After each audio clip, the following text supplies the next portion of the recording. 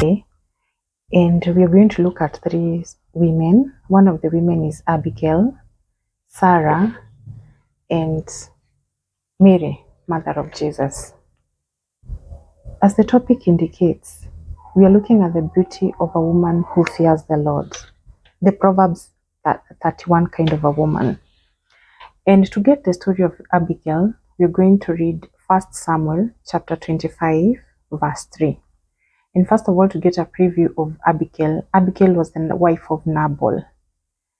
And she later became the wife of David much later, and formed the lineage of the coming of Jesus Christ.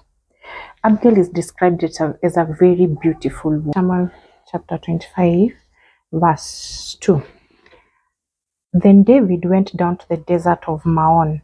There was a man of Maon who had property in Carmel.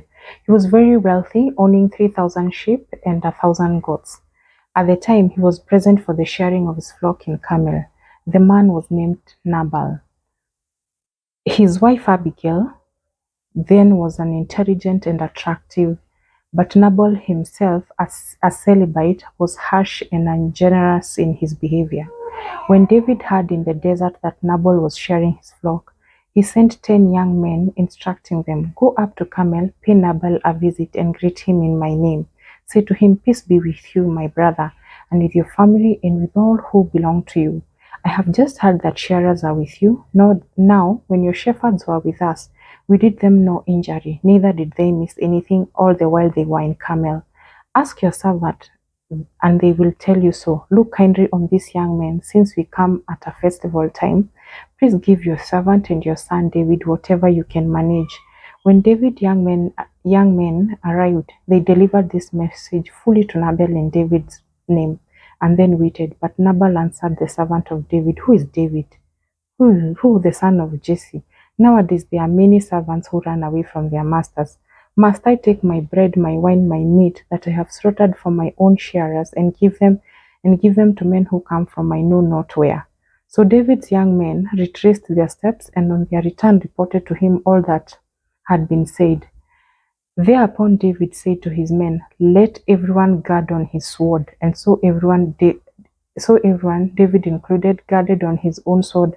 About 400 men went up after David, while 200 remained with the baggage. But Nabal's wife Abigail was informed of this by one of the servants, who said, 'David sent a messenger from the desert to greet our master, but he flew at them, screaming, "Yet these men were very good to us. We were done no injury, neither did we miss anything all the while we were living among them during our stay in the open country. For us they were like a rampant night, and the whole time we were pasturing the sheep near them. Now see what you can do, for you must realize that otherwise evil is in store for our master and for the whole family. He's so mean that no one can talk to him.' Abigail quickly got together 200 loaves, 2 skins of wine, 5 dressed sheep, 5 seah of roasted grain, 100 cakes of pressed raisins, and 200 cakes of pressed figs, and loaded them on asses. She then said to her servant, 'Go on ahead, I will follow you.' But she did not tell her husband Nabal." That is the end of our reading. We see a very intelligent woman. This information came to Abigail from her servant of how Nabal had dealt with David and his men, who had been previously good to them when they had an interaction previously. And when she was told of how ungenerous he had been with them, she got concerned, knowing that David had already earned a name of being a man of war, and knowing that they might come and take revenge because of how he was rude to them. She knew that her family would be destroyed as they destroy her husband. The Bible describes Nabal as a foolish, wealthy man. So this is a man who has no control of his tongue, nor the use of his head. And he does not realize the danger he's putting his family into. But when Abigail realized what the husband had put the family into, Without even telling the husband, she quickly got together what the men would need and set on her way to go meet David. The verse that continues tells us the way Abigail went to plead for forgiveness from David on behalf of her husband, without even the husband knowing she was doing so, because she understood how gravely the situation was. At this point, I'm going to ask women, have we been in a situation where you know your husband has done something very seriously, a grave issue, and you stand aside as you watch them do that, knowing very well that that man is earning a curse for you and your children, and you keep quiet? Today, I would urge us to learn from Abigail and see how you can reverse situations that would affect your generations, and stop distancing yourself from the activities that your husband does. Because the Bible is very clear. Whoever wrongs their neighbor or does uh, breaks the commandments of God, the Bible is very clear that God will punish them up to their fourth generation. And that fourth generation, my dear, includes your children. I'm talking to the women of God here. So this means that you cannot disassociate yourself from what your husband does out there. Are you a woman who knows your husband is corrupt? Are you a man who knows very well that your husband took land from a widow? Are you a woman who knows very well that your husband is a land gambler? Are you a woman who knows that your husband is a killer? He has stained his hands with the blood of the innocent. Please note that which he does will get to your generation, up to the fourth of your generation. Your children will not be spared for the activities that your husband does out there. So it is upon us women, we cannot keep quiet when things are being done by our spouses, just because it's not us who does. Whatever they do will affect our children. And Abigail understood this. And that is why she went on behalf of her husband to go and ask for forgiveness. And the Bible tells us she was rewarded, because that night Nabal died. God took his life. By the action of Abigail, he did not allow the husband to die in the hands of David. Please note, David also eventually married her. She eventually became a queen because of intervening on the foolishness of the husband.